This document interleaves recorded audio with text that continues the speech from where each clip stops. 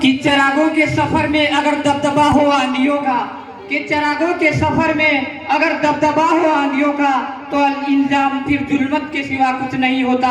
और ये दुनिया नफरतों के आखिरी उस स्टेज पर है, अंजाम इसका मोहब्बत के सिवा कुछ नहीं हो सकता। कि फरस्तिश करना, फरस्तिश में मोहब्बत होती है और उनके दिल में खुदा होता है जिनके दिल में मोहब्बत होती है। फरस्तिश का मतलब होता है समझने की कोशिश करना। इन्हीं सुविचारों के साथ मैं भरत राम जहांगीर, सनो श्रीमान रामकिशन जहांगीर, पूर्व सरपंच चबराना लावाटो, सर्वप्रथम मां सरस्वती के चरणों में मेरा सादर नमन और यहाँ विराजमान सभी समाज बंधुओं को मेरा सादर प्रणाम। प्रिय समाज बंधुओं, कोई भी सामाजिक प्रोग्राम हो वहाँ हम सभी को बिन बुलाए आना जाना चाहिए। ऐसा नहीं होना चाहिए कि फला व्यक्ति ने मेरे को निमंत्रण नहीं दिया या फला व्यक्ति ने मेरे को बुलाया नहीं। वो कहते हैं ना कि आवत ही हर्षे गणों और नैनन गणों सने है, तुलसी तहाँ नित जाइए चाहे पत्थर बरसों में। समाज बंधुओं, ये जो आयोजन समिति है इनका एक बार मैं दिल की गहराइयों से धन्यवाद देना चाहता हूँ, क्योंकि वो कहते हैं ना कि खुद के लिए जिए तो क्या जिए, ये दिल तू जी जमाने के लिए। कभी कुछ खोया कभी कुछ पाया, इसी खोने पाने का नाम जिंदगी है। बिना खो पाए बिना खोए पाए वो नाकाम जिंदगी है।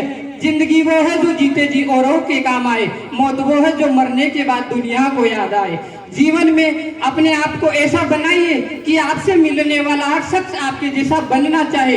अगर आपको मरने के बाद भी जिंदा रहना है तो कुछ न कुछ ऐसा कीजिए कि लोग आपको आपकी उम्र के बाद भी आपकी छवि को याद करें।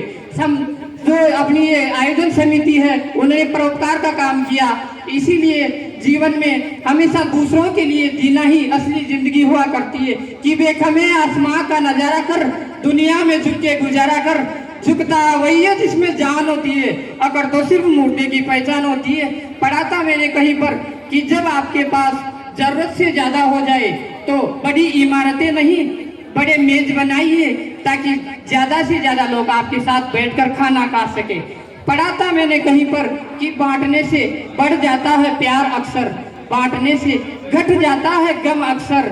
और ये दुनिया असल में प्रेम से ही चलती है दोस्तों। वो कहते हैं ना कि नेम रखे तो प्रेम तज, प्रेम रखे तज नेम, नेम प्रेम संग नहा रहे। समाज बंधुओं, यूं ही प्रेम का नेम अपन, ये समाज भी एक तरीके से परिवार ही है। मुझे इस मंच से कहना तो नहीं चाहिए था मगर कहना पड़ रहा है। ये दुर्भाग्य की बात है कि अपने समाज में कोई भी व्यक्ति ये नहीं सोचता कि अपने समाज का नाम रोशन कैसे हो, अपने समाज का विकास कैसे हो।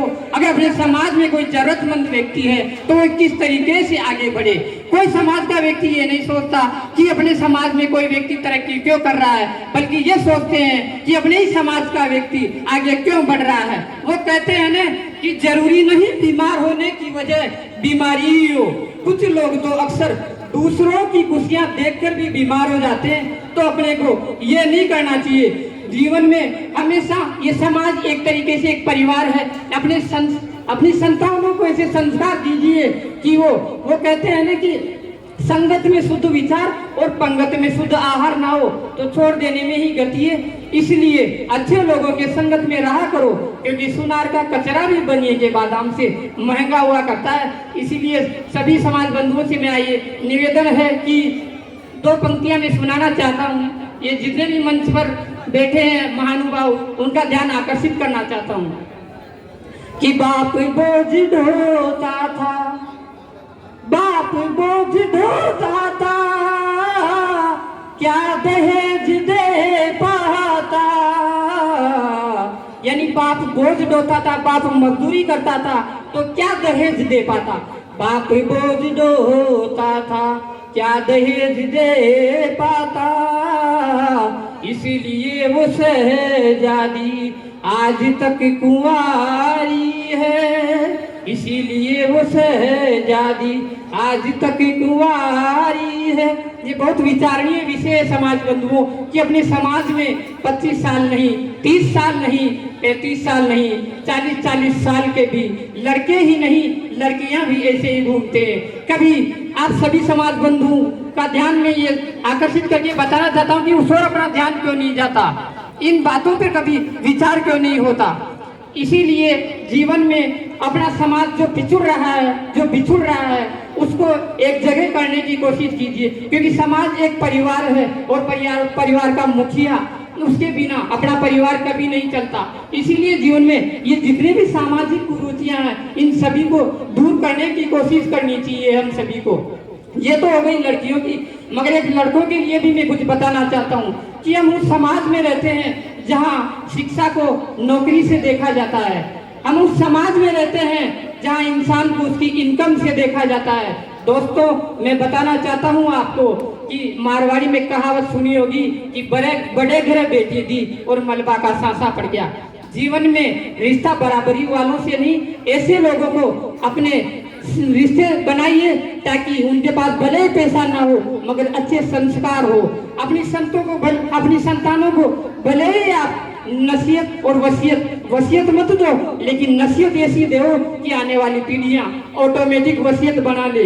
क्योंकि संस्कार हमारा जो जहांगीर जो समाज है वो तो एक ऐसा समाज है जहां आपको अपने आप पर गर्व होना चाहिए, जहां सभ्यता और संस्कार तो धरोहर में मिलते हैं, जहाँ सभ्यता और संस्कार तो धरोहर में मिलते हैं, अपने आप पर गुरूर होना चाहिए। मगर ये दुर्भाग्य की बात है। इन सभी बातों पर विचार करने के लिए एक बार मैं सभी समाज बंधुओं का आप सभी से अनुरोध करता हूँ कि इन सभी चीजों पर ध्यान रखना बहुत जरूरी है। इसलिए आओ आज से नई शुरुआत करें, क्योंकि वो कहते हैं ना कि बीत गई सो बीत गई, बीते का शिकवा कौन करे, जो तीर कमान से छूट गया समाज बंधुओं से तीर का पीछा कौन करे, जो गुजर गया उसको तो भूल जाओ।